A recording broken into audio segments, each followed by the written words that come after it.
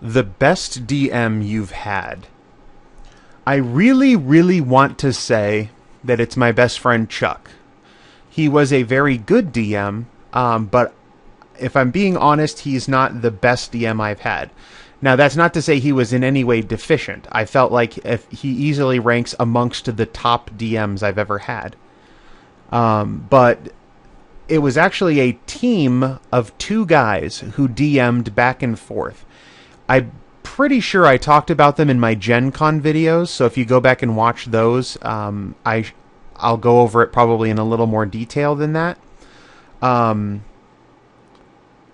But there were two guys. One of them I remember is Contra Serene. I cannot remember who the other guy was. I don't remember what his name was. But they had worked together to build this adventure, and this was apparently the third Gen Con in a row that they were running the same adventure, with pretty much the same players, and certainly the same characters. When I got there, they handed me a character that someone else had played the year before to take over. And what was so great about the two of them working together is while one of them was setting the scene for the party, doing the descriptions and letting you know what's going on, the other one was setting up the battle mat and putting it all together. And at any given moment, if we needed to talk to a shopkeeper or something, whoever was setting up the materials would jump in and act as the shopkeeper or any other NPC. And sometimes if it looked like that was going to take a while, he would continue doing the role-playing, and the first guy would then go and finish setting up. But in general, one guy would set the scene, and then the other guy would then take over during combat. And then it would flip back and forth throughout the whole time. So there was never any downtime. There was never any issues with having to look something up. There was never any having to sit around and think about it. When someone posed a question and the first DM wasn't quite sure what reaction to have to it, the other one immediately stepped in and took over and started carrying it on from there. They flowed so seamlessly back and forth between each other. It was absolutely wonderful. And it's the ideal dungeon master setup as far as I have ever experienced. I can't rightly go without mentioning the worst DM I've ever had. I even remember his name, although I won't say it. He was one of the guys who used to run one of the biggest 3rd edition community websites, where people could post their own custom-made 3rd edition content. And my brother and I would go to his house to play, and we created regular characters. This is some of the build-up for this. We had created regular characters by the book, and then when we got there, found out that one person was playing like a half-fiend drow, and the other person was playing like a half-dragon something or other. And it's like, oh, we didn't realize that when we showed up, we didn't realize that other people were going to get these free templates, which increases their character power and makes them straight up better than our half of the party.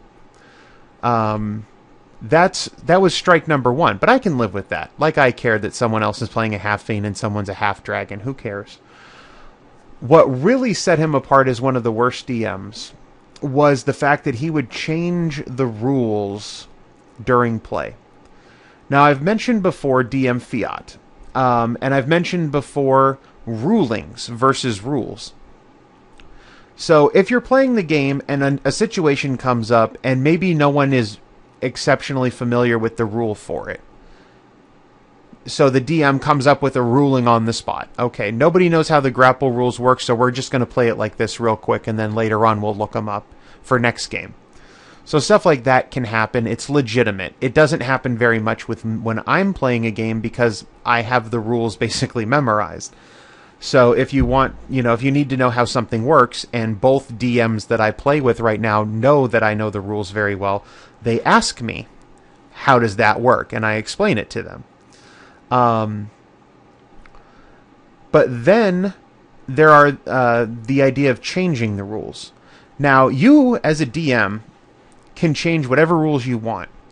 And I, as a player, am fine with you changing whatever rules you want, as long as you tell me up front what rules are changed, or as long as you tell me beforehand what rules you've changed.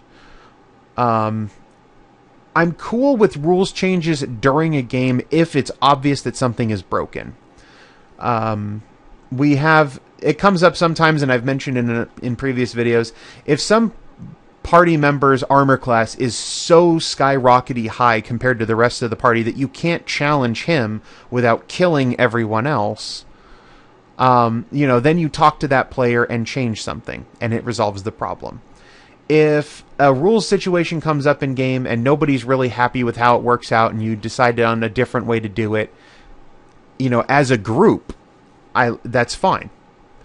But what this DM did, it happened in two different instances. The first one that I remember, and the one that's so maddening, is my brother was playing a paladin, and we had just gotten 6th level.